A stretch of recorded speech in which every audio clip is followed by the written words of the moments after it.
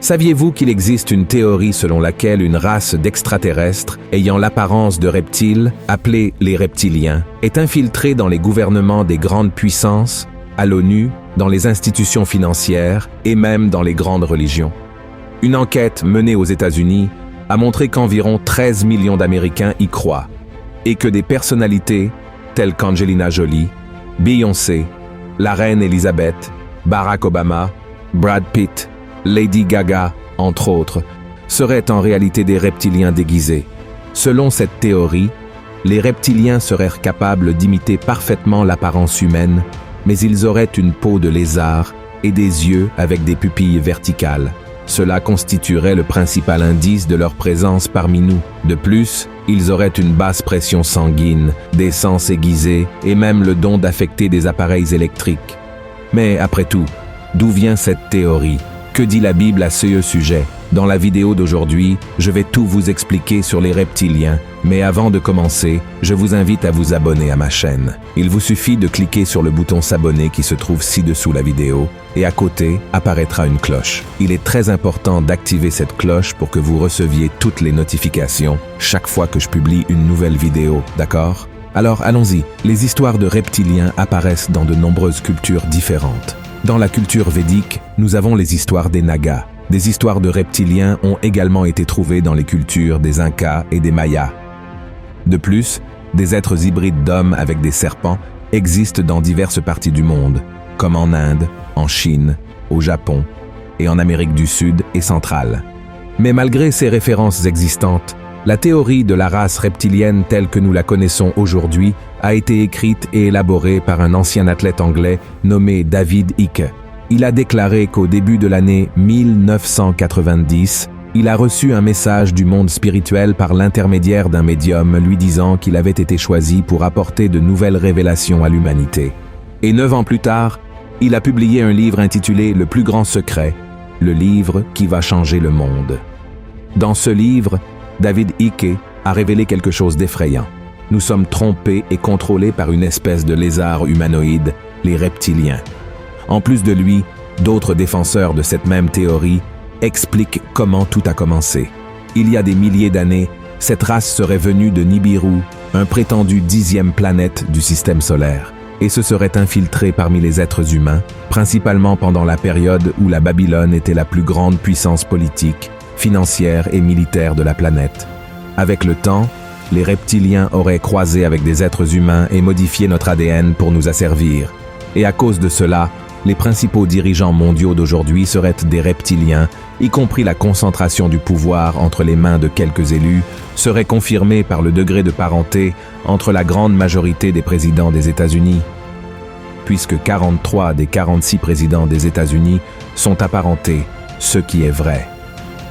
Ils pensent que les familles les plus puissantes du monde se marient entre elles pour maintenir la pureté du sang extraterrestre.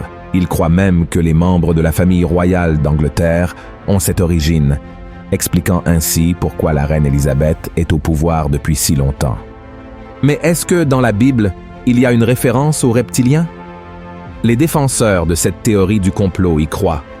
Par exemple, quelle est la figure animale utilisée par Satan pour convaincre Ève de manger du fruit de l'arbre de la connaissance du bien et du mal, un serpent qui fait partie de la famille des reptiles. De plus, il existe un passage dans la Bible que les partisans de cette théorie citent comme preuve que les reptiliens existent vraiment. Regardez ce que le prophète Jean-Baptiste a dit. « Race de vipères, qui vous a appris à fuir la colère à venir? Produisez donc du fruit digne de la repentance. » La vipère est une espèce de serpent très venimeux, capable de tuer une personne en quelques secondes après avoir été mordu. Cependant, Jean-Baptiste parlait-il réellement avec des reptiliens infiltrés parmi les Juifs? Bien sûr que non. Dans cette situation, le prophète faisait référence aux Juifs religieux comme une race de vipères, c'est-à-dire un groupe de personnes fausses et hypocrites. Même Jésus, lorsqu'il a confronté les Juifs, s'est exprimé exactement de la même manière que Jean-Baptiste. Voici ce qu'il a dit. « Race de vipères, comment pourriez-vous dire de bonnes choses, méchants comme vous l'êtes? Car c'est de l'abondance du cœur que la bouche parle. » En d'autres termes, Cette expression n'a pas été prononcée dans la Bible pour faire référence à une race extraterrestre de reptiliens avec une peau écailleuse, des têtes allongées et des yeux de serpent. La référence aux vipères et à leur venin apparaît dans d'autres passages bibliques, et nous n'avons pas besoin d'être des experts en théologie pour comprendre que la parole de Dieu parle de la méchanceté dans les paroles. Cela devient très clair lorsque nous lisons le psaume 58, où la Bible compare l'attitude des impies et des menteurs au venin du serpent. Lisons ce passage qui dit ainsi: « Les méchants sont pervertis dès le sein maternel. Les menteurs s'égarent au sortir du ventre de leur mère. Ils ont un venin pareil au venin d'un serpent, d'un aspic sourd qui ferme son oreille, qui n'entend pas la voix des enchanteurs, du magicien le plus habile. » Et en ce qui concerne le serpent dans le jardin d'Éden qui a parlé à Ève, en réalité, c'était Satan lui-même qui avait possédé cet animal. L'apôtre Jean nous l'assure en décrivant la vision qu'il a eue dans l'Apocalypse, chapitre 20. Regardez ce qu'il a dit. « Puis je vis descendre du ciel un ange, qui avait la clé de l'abîme et une grande chaîne dans sa main.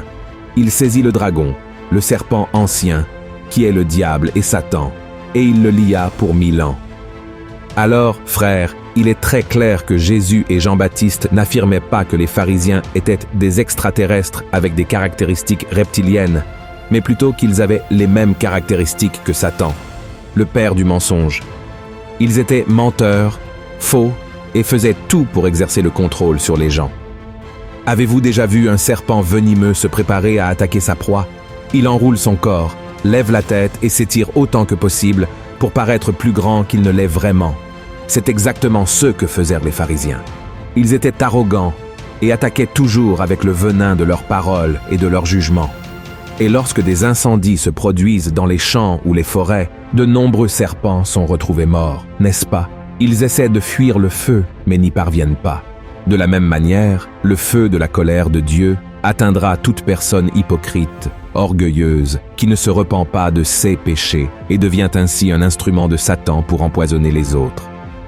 Alors, mon cher frère, je te conseille de ne pas perdre ton temps avec ces théories, car tu pourrais commencer à être obsédé par ce type de contenu et t'éloigner de la vérité contenue dans la parole de Dieu. Les personnes qui aiment beaucoup les sujets liés aux théories du complot peuvent commencer à se croire meilleures et plus intelligentes que les autres autour d'elles. Malheureusement, frère, il y a beaucoup de personnes dans les églises qui vivent cette réalité. Elles passent leur temps à discuter de sujets qui n'apportent rien et arrêtent de parler de l'Évangile. C'est pourquoi, mon frère, occupe ton temps à chercher Dieu et à rester vigilant.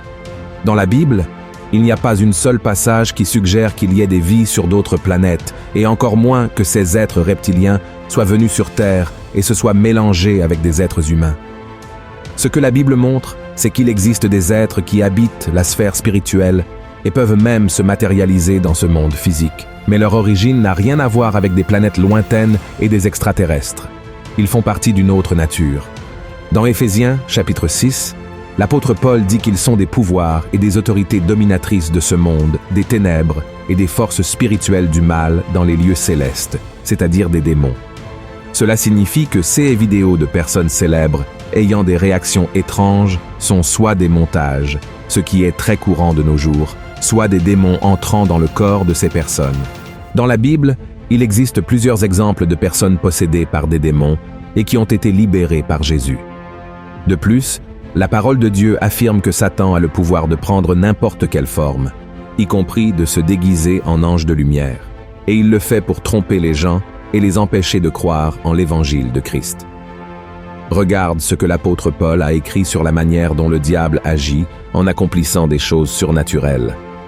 L'apparition de cet impie se fera par la puissance de Satan, avec toutes sortes de miracles, de signes et de prodiges mensongers, et avec toutes les séductions de l'iniquité pour ceux qui périssent, parce qu'ils n'ont pas reçu l'amour de la vérité pour être sauvés. Regardez cela, frères, donc faisons très attention en ces derniers temps pour ne pas perdre notre concentration sur Jésus, et ne soyez pas surpris par des signes et des merveilles qui peuvent apparaître dans le monde, car tout ne vient pas de Dieu, d'accord ? Il est essentiel d'avoir beaucoup de discernement pour ne pas être trompé en ces derniers temps. Si vous avez apprécié ce message, partagez-le avec vos amis, votre famille, et abonnez-vous à ma chaîne. Je vous attends dans la prochaine vidéo. Que Dieu vous bénisse.